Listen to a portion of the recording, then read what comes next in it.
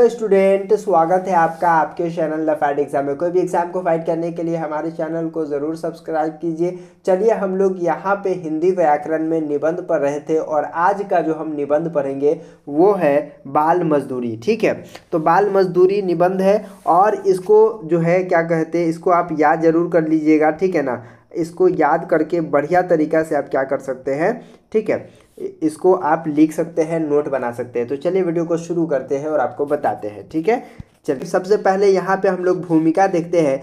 बाल मजदूरी एक विकट राष्ट्रीय समस्या है। बाल मजदूरी जो है एक विकट राष्ट्रीय समस्या हो गया है। ठीक है, यह बाल शोषण और सुरक्षा से जुड़ी गंभीर समस्या है। और ये जो क्या है, यह बाल शोषण यानी कि बच्चों का शोषण और सुरक्षा से, ठीक है, जुड़ी समस्या है।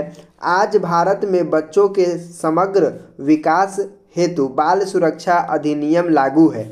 सुप्रीम कोर्ट के साथ हिदायत है कि बच्चों के शोषण और उत्पीड़न एक सामाजिक अपराध है। लगभग 14 वर्ष तक के सभी बच्चों को निःशुल्क शिक्षा, सुरक्षा और शोषण मुक्त जीवन राज्य के नैतिक जिम्मेदारी बनती है। यानी कि कहने का मतलब ये हुआ कि मैं आपको बताता चलूं कि देखिए, सरकार जो है 6 वर्ष से लेकर के 14 वर्ष के बच्चे को निःशुल्क शिक्षा यानी कि फ्री शिक्षा जो है देना चाह रही है। जो है 6 साल से 14 साल के बच्चे को फ्री शिक्षा दिलवाती है। ठीक है, आज भी आपको सरकारी स्कूल में बच्चे को 6 वर्ष से लेकर के 14 वर्ष के बच्चे को क्या किया जाता है, फ्री शिक्षा दिलवाया जाता है। उसके बावजूद भी आज बाल मजदूरी इतना बढ़ चुका हुआ है, लोग बच्चे को पढ़ा नहीं पाते हैं क्योंकि वो शुरू से ही काम पे लगा देते हैं। कार के यह नियम लगाने के बाद भी लोग बच्चे को क्या करते हैं, नहीं पढ़ा पाते। समझ में आ रहा है, बच्चे को नहीं पढ़ा पाते हैं। तो ये थोड़ा सा क्या हो गया, दुर्भाग्य की बात है। कारण क्या है, आइए बात करते हैं कि इसका कारण क्या है। कुछ ना कुछ तो इसका कारण होगा ही, तो वो कारण क्या है, देखिए कारण क्या है अब हम लोग समझते हैं। बाल मजदूरी का प्रधान कारण अशिक्षा और गरीबी है। देखिए यहाँ पे और लिखना भूल गए थे, ठीक है ना, अशिक्षा और गरीबी है। ठीक है, तो सबसे मेन कारण यही है कि अशिक्षा है और क्या है, गरीबी है। अशिक्षित परिवार के लोग बच्चे को पढ़ाने की जगह चाय के दुकान पर, बड़े बड़े रेस्टोरेंट में, बड़े बड़े जहरीली गैस गोदाम में अथवा फैक्ट्री में काम पर भेज देते हैं। वहाँ उनको दिन रात शारीरिक एवं आर्थिक शोषण किया जाता है। और वहाँ जो है होटल में, ठीक है, होटल में, और उसके बाद बोलते हैं रेस्टोरेंट में, उसके बाद बोलते हैं फैक्ट्री में बच्चे लोग को भेज दिया जाता है।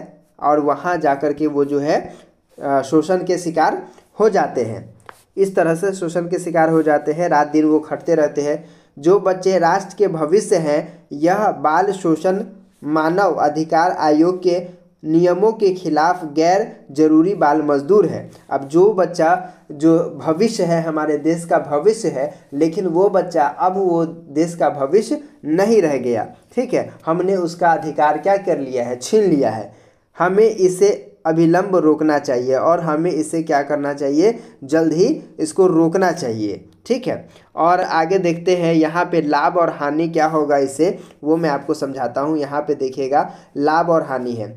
बाल मजदूरी का अर्थ है कि 14 वर्ष तक के किसी बच्चे को वेतन देकर काम लेना बाल मजदूरी है। यानी कि 14 वर्ष से कम उम्र के बच्चे से काम लेना क्या कहलाता है, बाल मजदूरी कहलाता है। 10 साल के बच्चे हैं, 8 साल के बच्चे हैं, इस तरह के बच्चे जो है अगर काम करते हैं तो वो बाल मजदूरी कहलाएगा। 14 साल के ऊपर से, वैसे तो 18 साल के ऊपर से जो है, 18 साल मैं आपको बता देता हूँ, 18 साल के नीचे अगर कोई बच्चा रहता है तो सरकार उस पर कार्रवाई करता है और पुलिस उसे पकड़ लेती है। ठीक है, लेकिन फिर भी लोग जो है अपने बच्चे को क्या करता है, पढ़ाने के बावजूद उसको काम पे लगा दिया जाता है, काम पे लगा देते हैं।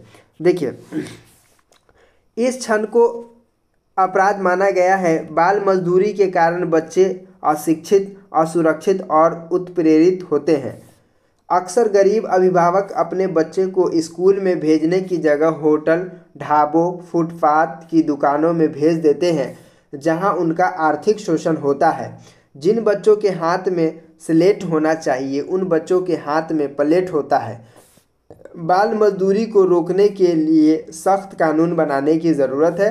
और बाल मजदूरी को रोकने के लिए सख्त कानून बनाने की क्या है, ज़रूरत है। ठीक है, केवल कानून बना देने मात्र से सरकार बच नहीं सकती, इसके लिए गरीबी व बेरोजगारी को भी दूर करने की ज़रूरत है। और इसके लिए गरीबी और बेरोजगारी को भी क्या करना पड़ेगा, समाधान इसका करना पड़ेगा। ठीक है, तब जा कर के ये जो है ख़त्म होगा।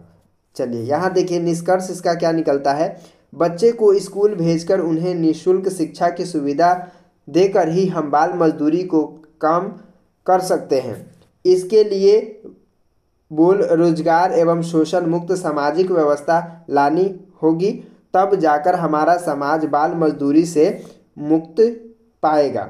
नहीं तो यह बाल मजदूरी नहीं रोकने वाला। इससे रोकने के लिए शिक्षा का महत्व को जानना होगा, लोगों को शिक्षित करना होगा, तभी जाकर के ये जो है बाल मजदूरी रुकेगा और हमारे जितने भी बच्चे हैं उसका शोषण रुकेगा। ठीक है, तो उम्मीद करता हूँ कि आज का ये वीडियो आपको समझ में आ गया होगा। तो इसको आप नोट बना लीजिएगा, ठीक है ना, इसको नोट कर लीजिएगा। आपको इसको नोट कर लीजिएगा। और दूसरी बात ये कहूँगा कि आप ना इसको क्या कर लीजिएगा, लिख लीजिएगा अपने कॉपी में, ताकि जो है आप बड़े ही इजी तरीक़े से इसको पढ़ सको, याद कर सको। तो चलिए फिर मिलते हैं आपसे एक नए वीडियो में, तब तक के लिए बाय।